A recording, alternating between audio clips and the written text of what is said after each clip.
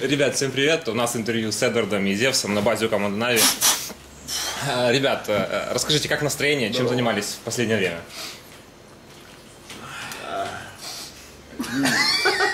Мы общаемся. Ладно, чем занимаемся? Мы сейчас готовимся к турниру предстоящему, это DreamHack. Через 4 дня мы вылетаем, уже почти завершающая стадия подготовки. Вот. Нам предстоит сразу после Швеции поездка в Боснию, поэтому 2 чемпионата подряд, это будет непросто. Но мы хотим их очень выиграть. Так вот. Понятно. На данный момент прошло чуть больше 2 недель после того, как вы выиграли Asus. Ну, это был первый турнир СНГ масштаба. До этого неоднократно, каждый из вас неоднократно выигрывал Asus. Какой по счету это был уже Asus, вот, допустим, у тебя, Ваня? Юбилейный 10-й Asus я выиграл лично. Мы вместе с Зевсом выиграли 9, а без Зевса за ДТС я выиграл еще 1 вместе с Маркеловым. И для меня это стал юбилейный. Даня, ты что скажешь? Ну, все сказал уже. Тогда вопрос к тебе. Что скажешь о самом турнире Asus? Предыдущие СНГ турниры вам не поддавались, и здесь в финальной части вы достаточно уверенно выиграли, если не стать, конечно, групповой стадии. Сказать, что и конкретно как бы про турнир сказать, про саму по систему провождения или сам турнир? Как вы выступили,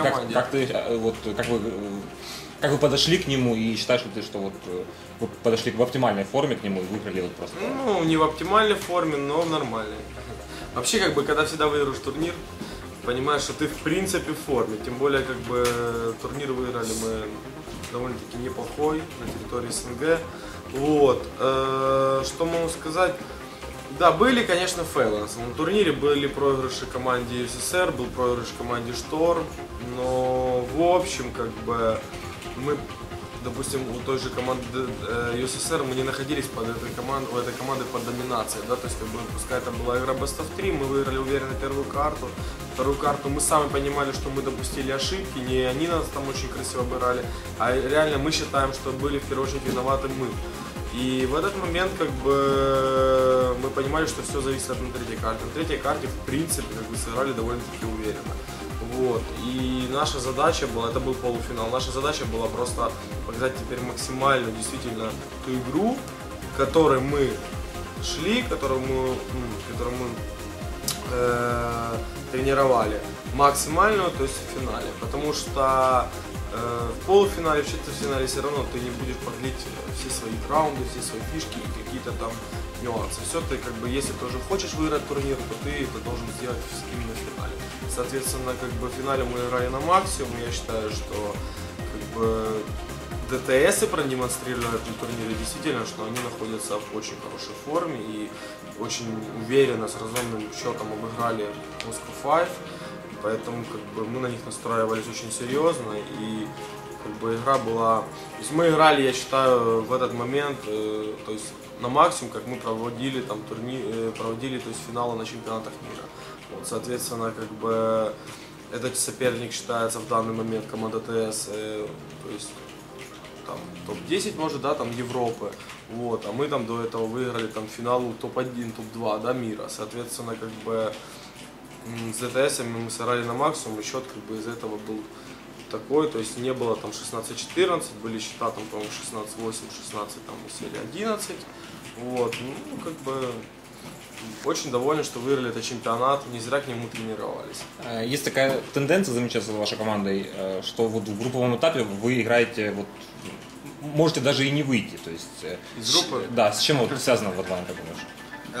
Ну, может быть, это связано с тем, что мы во время чемпионата, по ходу самого турнира, набираем обороты, скажем так, и чем дальше мы играем, тем лучше мы играем. Ну, а в начальных стадиях некоторые команды, которые просто играют с нами, хотят у нас безумно выиграть, они горят желанием, стараются на максимум, в то время, когда мы еще, грубо говоря, не пришли в себя.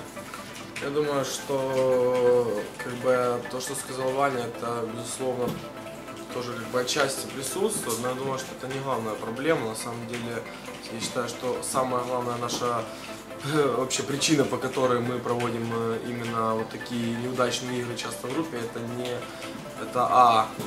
нехватка, это нехватка мотивации, б, это не Недооценивание соперника.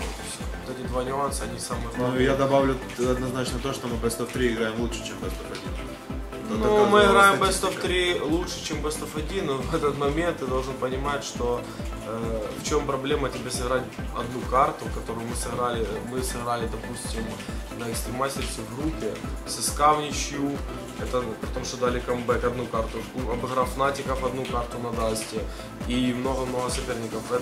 Я считаю, что ты играешь Best of 3, так 2 знаешь минимум карты сыграешь, так ты играешь одну карту. Просто как бы это подход. Сам подход, к сожалению, как бы у нас не всегда. И просто так еще я могу сказать, если честно, совпадало очень часто, что мы как раз вот те, где проходили сами турниры Best of 1, мы к этим турнирам очень часто были не готовы, поэтому еще так вот получилось. Ну, плюс, конечно, какие-то связанные с тем, что Best of 3 у нас как-то лучше дается. Кажется ли вам справедливо вот формат турнира, что команды готовят, допустим, 3 карты из 5 или 2? Ну, возможно, было бы более честно, это, чтобы команда была готова играть все карты, то есть без черкания как-то. Вот, такой момент. Как минимум, я считаю, что без черкания, типа по турам. Так раньше было много турниров по турам. Я считаю, что и так это нормальные, в принципе, системы. Просто хотелось бы, и самое главное, чтобы на территории там и СНГ, и на мировых турнирах проходили примерно одни и те же турниры, одна и та же система провождения. Почему? Потому что мы приезжаем, допустим, на турниры, приезжаем куда-нибудь на чемпионат мира, да, там одна система провождения, приезжаем на чемпионат Asus, это тоже стал очень престижным турниром, тут совсем другая система провождения. Хотелось бы, чтобы они просто были одинаковые, и в первую очередь я думаю, что надо задуматься именно организатором турнира Asus и посмотреть, как проходят чемпионаты мира, и взять оттуда элементарную простую систему, там те же группы Best of 3 с черканием карт, а не вот это, что мы придумали, там, карты выбирать. Как бы я считаю, это неправильная система абсолютно, потому что я уже повторюсь, давал интервью до этого, рассказывал, но когда ты реально должен, получается, не вычеркивать ту карту, которую ты не готовил, а ты заранее будешь знать, что ты можешь ее играть, ты должен выбирать карту, получается неудобно. Тут просто это идет парадокс, в первую очередь, потому что каждая команда будет выбирать неудобную карту для соперника. Вот в чем дело. То есть команды там знают, что мы немного играем нюк, они все хотят с нами сыграть нюк. Мы там знаем, что кто-то играет хуже, там какой-то тускан, да, мы будем играть тускан. А когда ты играешь на вычеркивание, на чемпионаты мира, да, то есть эта система идет стандартная, ну и вообще на хороших правильных турнирах она и присутствует, я считаю. Ты вычеркиваешь, ты можешь вычеркнуть и соперника сильную карту, правильно, и свою слабую. То есть ты вычеркиваешь ту карту, которую как бы, вот. И выбираешь, ты будешь выбирать в первую очередь ту карту, которую ты тренировал, которую ты готовил, в которую ты уверен, правильно? А не подстраиваться под соперника. Ну, как бы, вот я считаю, что вот эта система, она как бы должна быть именно такой. Ну, как вы говорили, вы совсем скоро поедете на DreamHack в Швецию. Да. Насколько я знаю, этот турнир он выделяется на фоне остальных турниров. Вот, что для вас DreamHack? Безусловно, DreamHack это в первую очередь это была одна такая маленькая мечта посетить его для начала, а потом, когда мы его посетили, его все-таки выиграть. Соответственно, для меня DreamHack это и, с одной стороны, как бы, можно так сказать, небольшая тусовка. Почему? Потому что там просто собирается очень многое количество именно геймеров. То есть это вообще выставка, ну, и выставочный центр, и просто там собирается нереальное количество, наверное, самое большее в мире количество компьютеров в одном месте, людей, которые там играют в разные игры, тусуются, просто там проводят время вместе. Это как в наше время где-нибудь в Украине, если наши там дети там 13-14 лет собираются в лагерях, то там они собираются, скажем так, в своих лагерях, компьютерных лагерях, которых. И самое главное, что им это нравится, что они получают от этого массу удовольствия. Они приезжают с других городов, там, спят на раскладушках, там, палатки, всякое такое. Ну, то есть это все вот смотреть, там, находиться в этой атмосфере очень прикольно. Вот. Ну и плюс ко всему, соответственно, в этот момент еще проходят там турниры. Соответственно, конечно же, приятно еще играть в чемпионаты, на которые соберутся, как всегда, очень большое количество классных команд со всего мира, уже можно даже так сказать, бразильцы в этот раз приедут. Вот. И я думаю, что этот именно турнир будет очень динамичный. Почему? Потому что команды такие, шведы, допустим, СК, там Фнатик, они поменяли сейчас составы. Всегда, когда ты меняешь состав, у тебя присутствует новая мотивация такая, именно свежая кровь, и ты вот думаешь, что вот именно за счет этого, там, допустим, игрока или этих игроков наша команда станет сильнее. Ну, давай не забегать, мы об этом Да. еще поговорим. Да. Ваня, что ты скажешь про DreamHack? Ну, и я подписываюсь под всем выше пересказанным Данилом. Окей.